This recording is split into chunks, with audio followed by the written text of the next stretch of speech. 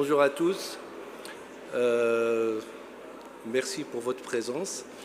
Donc, l'objectif de cette présentation, c'est de revenir aux basiques par rapport à la promotion d'un produit pharmaceutique et montrer quelles sont les contraintes auxquelles font face les laboratoires pour la promotion de leurs produits et dans quelle mesure IQVIA peut intervenir à chaque étape de cette problématique. Donc, l'Algérie est un très grand pays. Comme indiqué par mon confrère du SNAPO, il y a plus de 12 000 pharmacies, plus de 80 000 médecins, plus de 200 grossistes. Il y a 4 500 produits pharmaceutiques distribués. Tout ça fait en sorte, et plus de 700 laboratoires pharmaceutiques qui en font la promotion, fait en sorte qu'il y ait une complexité pour pouvoir justement faire la promotion de ces produits. L'entreprise que je représente, qui est IQVIA, est une multinationale d'origine américaine, présente dans plus de 100 pays avec plus de 80 000 collaborateurs. Nous intervenons donc à différents niveaux donc, de la recherche et développement, donc, puisque nous sommes leaders mondiaux dans les études cliniques. Nous travaillons aussi dans le préclinique et dans le lancement des produits et dans la stratégie de croissance de ces produits-là. Pour ce qui est de l'Algérie, je voulais revenir sur 3 piliers importants. Un peu plus, ok, très bien. Donc il y a plusieurs piliers dans la promotion. Donc je vais commencer par les aspects vente, force de vente, donc avec le commercial effectiveness. La première partie, c'est dans un environnement où il y a 12 000 pharmacies, aucun laboratoire n'a suffisamment de ressources ni intérêt en termes de retour sur investissement à aller voir toutes ces pharmacies-là de la même manière en tout cas. Et nous proposons donc des solutions de segmentation des pharmacies.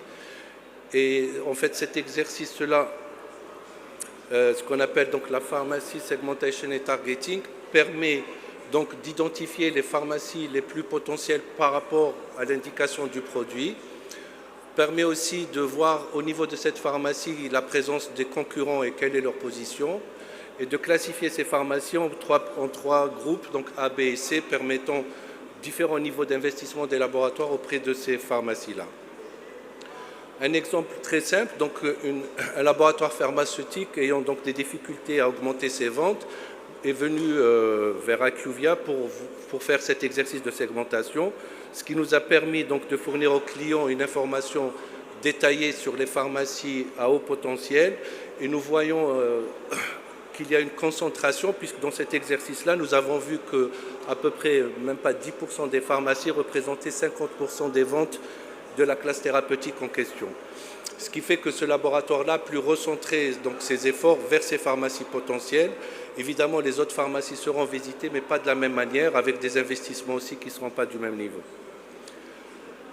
Le deuxième exercice, c'est la segmentation des médecins. Et là, effectivement, quand on classifie un médecin généraliste, il y a des obédiences. Il peut faire un peu de pédiatrie, un peu de gynécologie. Et donc, cet exercice est intéressant aussi quand on a un produit. On ne peut pas voir tout le monde, là encore.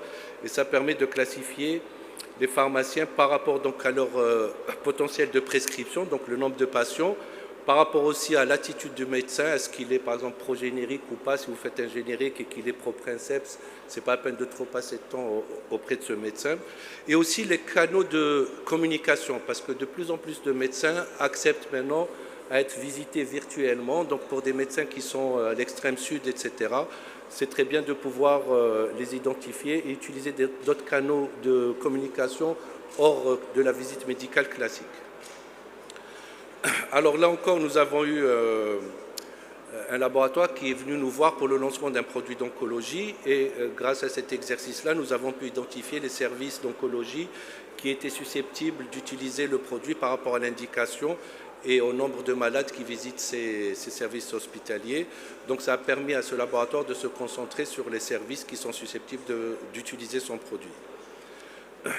Une autre offre que nous avons aussi pour les laboratoires pharmaceutiques et qui permettent aussi un bon retour sur investissement, c'est l'exercice de resource optimization, et qui répond à plusieurs questions des laboratoires, c'est-à-dire combien de délégués médicaux devrions-nous avoir, combien d'équipes devrions-nous avoir, quel produit est dans quelle position auprès des médecins, comment faire cette promotion-là, Comment peut-on aussi anticiper sur les restructurations des équipes par rapport justement au potentiel des ventes et quel impact sur les objectifs et les couvertures de fréquences? Le troisième pilier est effectivement quand vous avez une force de vente sur le terrain, la meilleure façon de les motiver, c'est le système de bonus. Et en général, il n'est pas forcément très optimal puisqu'il ne dépend pas de chiffres de performance par délégué, mais on partage en général l'impôt pour les délégués. Et nous, grâce aux informations dont nous disposons, nous arrivons à aider les laboratoires à donner des bonus gratifiants, mais aussi qui sont pertinents par rapport à la performance de chaque délégué médical. Nous avons aussi une offre de tableau de bord par rapport à la performance qui permet aussi aux gestionnaires des forces de vente et aux directeurs marketing de pouvoir avoir des tableaux de bord qui pourront leur donner très facilement une visualisation de la performance de leurs produits. Le deuxième aspect, ça c'était le commercial effectiveness et sont les études de marché. Alors pour les études de marché, à chaque étape donc, du lancement d'un produit pharmaceutique, nous utilisons certains types d'études de marché. Alors évidemment, au départ, avant le lancement, il y a donc le patient flow, c'est-à-dire le nombre de patients susceptibles d'être mis sous thérapeutique. Il y a le price élasticité, mais ça c'est plus pour des produits qui ne sont pas remboursés, où on voit la sensibilité au prix. Est-ce que 500 dinars, 1000 dinars serait le bon prix? Et à quel volume nous pourrions vendre ce produit-là? Après, quand on est à l'étape d'implémentation, il y a plusieurs étapes. Donc, tout d'abord, c'est quels sont les canaux de communication qu'on peut utiliser. Donc, est-ce qu'on va utiliser le face-à-face, est-ce qu'on va utiliser le digital, etc. Donc, des études permettent de voir s'il est possible de le faire ou pas. Il y a le patient journée qui montre comment un patient est pris en charge dès l'identification des symptômes, quelle est l'attitude des médecins envers cette pathologie-là, et donc ça permet au laboratoire de pouvoir affiner sa stratégie marketing par rapport à des messages qui seront cohérents. Et en même temps, il y a ce qu'on appelle les recall tests, c'est assez basique, c'est en fait, après avoir délivré un message promotionnel auprès du médecin, c'est de vérifier quel a été l'impact de ce message-là en appelant tout simplement un échantillon de médecins et leur posant la question de qu'est-ce qu'ils ont retenu de la présentation des délégués. Ça permet de corriger les messages s'ils ne sont pas pertinents ou de confirmer la pertinence de ces messages marketing. Le split par indication, effectivement, là encore, les études permettent de montrer que quand on est en pharmacie, un produit est vendu, mais dans quelle indication? S'il a 3 ou 4 indications, c'est bien de savoir quelle est l'indication qui est en train d'être le plus prescrite pour développer les autres ou bien se concentrer sur celle qui est bien reçue par le personnel, par le corps médical. L'effet source aussi se fait au niveau des pharmacies. Alors ça, c'est aussi quand vous avez une vente d'un produit pharmaceutique, vous devez savoir s'il a été prescrit directement par le médecin ou bien est-ce qu'il a été utilisé comme switch, puisqu'il y a le droit de substitution en Algérie. Donc le pharmacien peut avoir un nom de marque et donner un autre nom de marque. Et aussi, est-ce que ça a été une prescription ou un achat spontané du patient? D'autres études aussi, ça c'est en post-launch, c'est-à-dire après le lancement du produit. On peut aussi faire des études de marché pour voir quelle est la réputation du laboratoire auprès du corps médical, c'est ce qu'on appelle le brand equity. Et on voit aussi les usages et attitudes des médecins par rapport justement à l'utilisation de ce produit. Est-ce qu'il est utilisé de la manière la plus pertinente ou bien est-ce qu'il y a des marges d'amélioration? Alors, je reviens aussi, nous avons aussi toute une activité de Real World Services et du Management Consulting. Je vous en parlerai aussi brièvement. Effectivement, je serai avec mon équipe tout à fait ouvert à des questions plus pointues, c'est nécessaire. Alors, par exemple, pour ce qui est du Market Access, vous avez ici tout ce qu'on appelle, nous, les stakeholders, c'est les parties prenantes dans le système de remboursement et d'enregistrement en Algérie.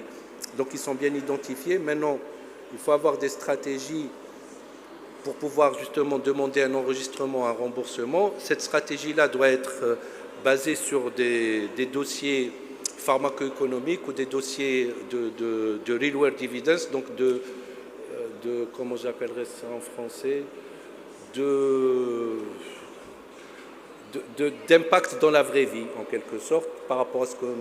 Alors, effectivement, il y a différentes études qui peuvent être faites. Donc, il y a les études rétrospectives, il y a des études observationnelles qui sont plutôt prospectives. Il y a ce qu'on appelle le Health Technology Assessment et Advisory, qui relèvent, eux, de revues de littérature, donc pragmatique de la littérature, de méta-analyse, d'évaluation médico-économique et cost-effectiveness model, et de modèles d'impact budgétaire. Effectivement, ça intéresse un peu plus les collègues pharmaciens qui sont dans le market access, mais je pourrais totalement en parler dans le détail avec certains d'entre vous s'il y a un intérêt. Le deuxième aspect aussi que nous, de nos capabilities sont le management consulting. C'est des approches plutôt stratégiques. J'ai parlé d'approche opérationnelle auparavant. Donc, dans tout cela, il y a effectivement le service de consultatif transactionnel.